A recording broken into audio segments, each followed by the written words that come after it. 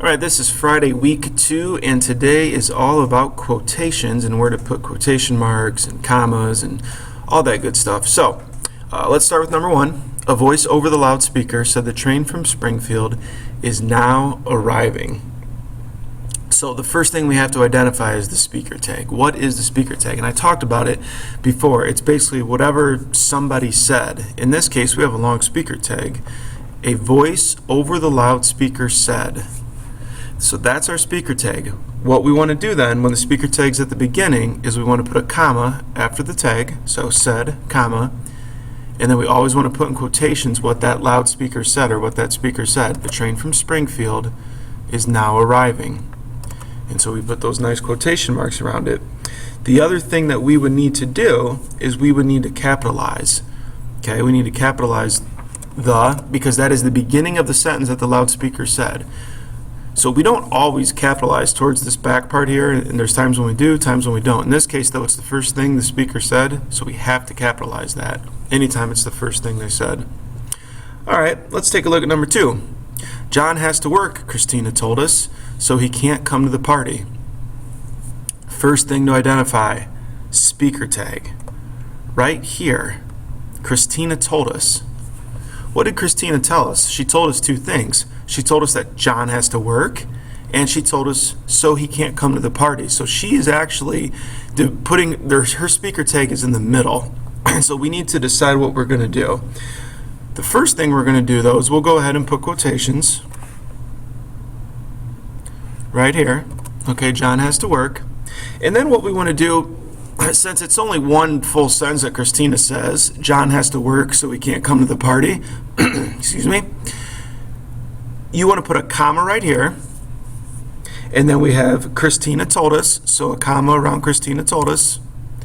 Then we want to do quotations around so he can't come to the party. Now you might be wondering, what about this word so? Do we capitalize so? In this case, we do not capitalize so. Reason why is because this is all one big sentence. John has to work so he can't come to the party. If Christina had said John has to work, Christina told us, I am going to be upset that he can't come. Then it would be capitalized because it would be a separate sentence.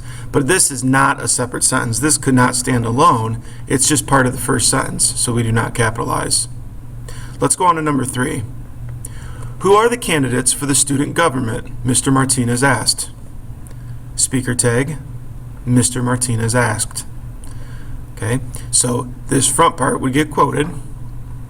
Who are the candidates for student government? And Mr. Martinez is asking a question, so I went ahead and put a question mark in there. Okay, so that's how that would look, and you wouldn't have to worry about this back part. It's already set up for you. We need to work together, Ron explained, to get our project done on time. Again, we have a speaker tag in the middle. Ron explained. What did Ron say?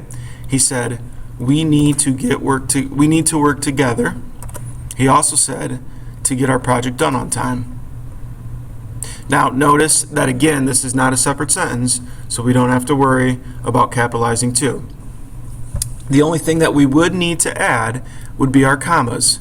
So you put a comma at the end of the first quotation, and then after explained, Ron explained, comma. And number 5, Mom shouted, remember that we are eating dinner at 6 tonight. Speaker tag, Mom shouted. We would need a comma after Mom shouted.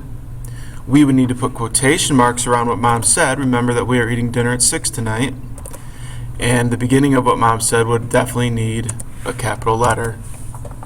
And that is it for Friday, week 2.